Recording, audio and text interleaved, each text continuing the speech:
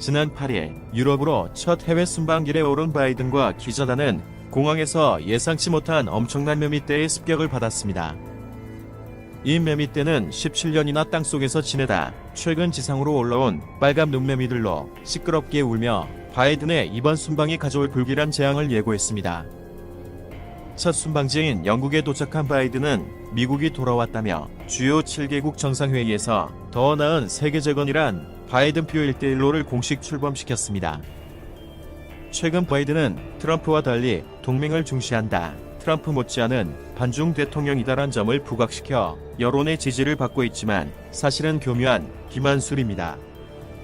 알고 보면 바이든의 1대1로 출범은 세계 단일 정부 주도권을 둘러싼 중국 공산당과 서방 딥스테이트 간의 경쟁의 막이 오른 것이자 전 세계가 끔찍한 통제 서해로 진입하는 그레이트 리셋의 본격적인 시작을 알린 것입니다.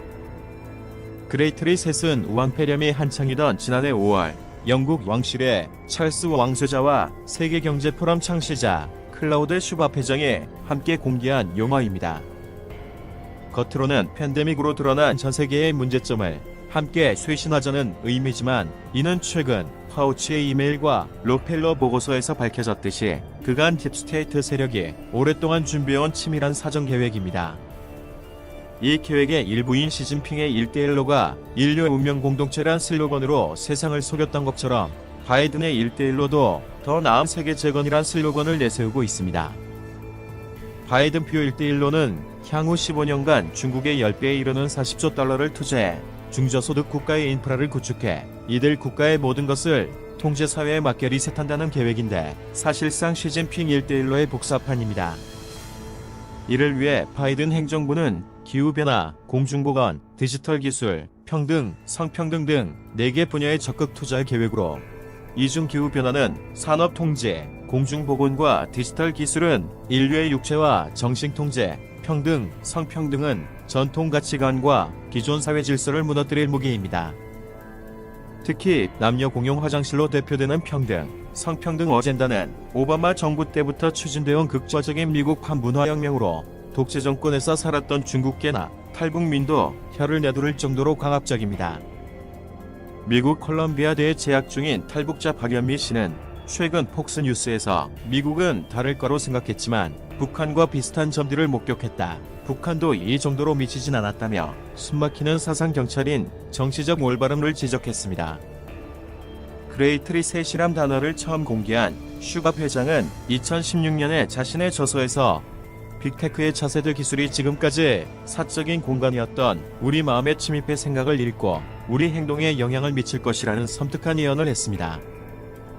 그는 4차 산업혁명은 우리의 신체적, 디지털 및 생물학적 정체성을 융합할 것이라면서 우리 몸에 마이크로칩을 이식하면 잠재의식도 알아낼 수 있다고 설명했는데 이 같은 무서운 통제 방식은 중국에서 이미 시도 중입니다.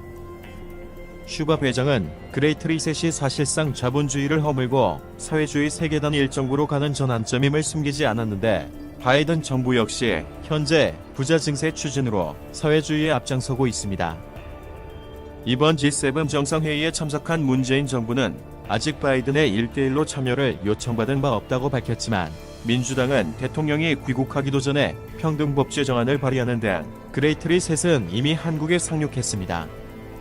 앞서 지난 5월에는 국내에서 좌파의 본산으로 알려진 성공회대가 성중립 화장실을 교내에 설치하겠다고 밝혀 큰 논란이 일었는데 이 역시 그레이트 리셋에 발맞춘 작업입니다. 물론 그레이트 리셋의 일환인 탄소중립 선언, 그린 뉴딜, 사회적 거리두기 등은 이미 지난해부터 시작됐으며 화웨이, 강원도 차이나타운 등 시진핑의 1대1로는 이보다도 더 일찍 국내에 자리를 잡았습니다. 최근에는 심지어 중국 공산당의 1대1로와 딥스테이트의 그레이트 리셋이 국내에서 충돌하는 현상까지 벌어졌는데 바로 친중파인 최문순 강원지사가 그레이트 리셋의 일환인 전면적 기본소득을 주장하는 이재명 경기지사를 맹비난한 사건입니다. 향후 시진핑과 바이든도 세계 지배 권력을 놓고 이처럼 치열한 대결을 벌이겠지만 사실상 이들의 목표는 동일한데 바로 인류의 육체와 정신을 사회주의로 완전히 통제하겠다는 것입니다. 그레이트 리셋의 버튼인 우한폐렴만 하더라도 오바마 바이든 정부는 출범 직후인 2009년부터 이미 파우치를 통해 우한 연구소에 자금을 투입해 인공 바이러스 개발을 지원했습니다. 게다가 우한 폐렴 직전인 2019년 10월 18일 미국 존스 홉킨스 보건안전센터는 세계경제포럼, 빌 게이츠 재단과 함께 팬데믹 가상훈련인 이벤트 200일을 진행했는데 미리 계획하지 않고서는 불가능한 일입니다. 같은 해 9월에는 빌 게이츠, 백신연맹, 록펠러 재단이 지원하는 디지털 신원 인증회의가 뉴욕서 개최돼 백신 여권을 논의했는데 백신에 생체 칩을 넣으려는 것이 아니냐는 의혹을 사기도 했습니다. 트럼프 대통령도 최근 그레이트 리셋에 크게 우려하는 모습입니다. 바이든의 G7 정상회담을 지켜본 트럼프는 15일 사라 카터 기자의 팟캐스트에 출연해 다음과 같이 말했습니다.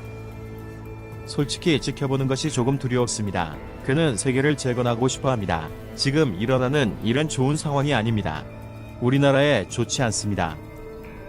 지난해 미국 주재 바티칸 대사를 역임한 비가노 대주교도 낙태를 반대하는 트럼프 대통령의 모습에 신뢰를 느껴 그레이트 리셋과 세계경제포럼, 로마 교황청과 빌 게이츠의 음모를 폭로한 공개서한을 트럼프에게 보내 큰 화제가 되기도 했습니다. 한편 이번 G7 정상회의 기간 그레이트 리셋을 반기는 환경단체들은 음산한 분위기의 붉은색 옷차림으로 회의장 주변에서 퍼포먼스를 펼쳐 눈살을 찌푸리게 했는데 이 역시 이들의 섬뜩한 공산주의 어젠다를 표면적으로 볼 수 있는 부분입니다.